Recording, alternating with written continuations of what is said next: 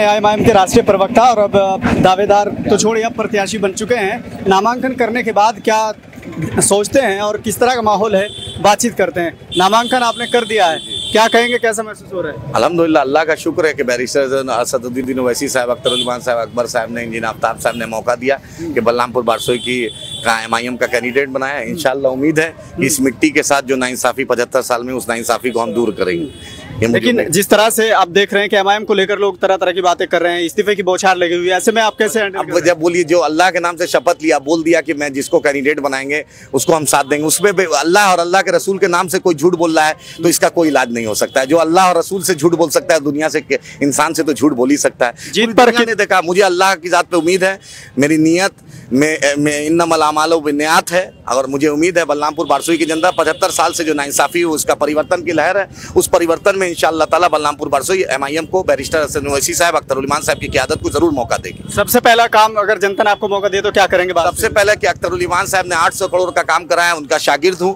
और मुझे उम्मीद है कि 1000 करोड़ से कम का काम बलरामपुर बारसोई में 5 साल में नहीं, उससे कम नहीं कराऊंगा। कितने हजार वोटों से जीतने की उम्मीद? ये तो जनता की अदालत में जाएंगे।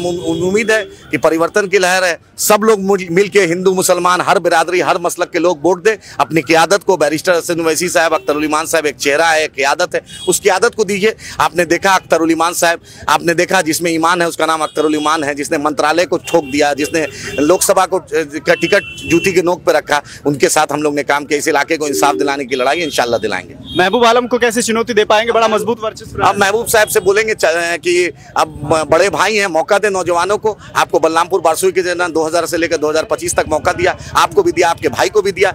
आपके जो हम साथी हैं वो आज नाती पोता खिला रहे हैं, बाल आप अच्छा खूबसूरत रंगाए हैं, अच्छी बात है, मौका दे छोटे भाई को। इंशाल्लाह ताला आपको गुरुजी बना के, शिबू सोरेन जी की तरह गुरुजी बना के रखेंगे। बलरामपुर बारसोई में हम लोग को मौका दे, हम लोग काम करेंगे, आप सरपरस्ती दीजिएगा। लेकिन बलरामपुर बारसोई की जनता ने ठान लिया परिवर्तन। इस बार आप उसे मुद्दमाना गुजारिश है कि आप इस बार नौजवानों को मौका दे, मुझे मौका दे, एमआईएम को मौका दे। इंशाल्लाह ताला इस क़यादत को मौका दे, जरूर इस इलाके का इंसाफ होगा। ठीक।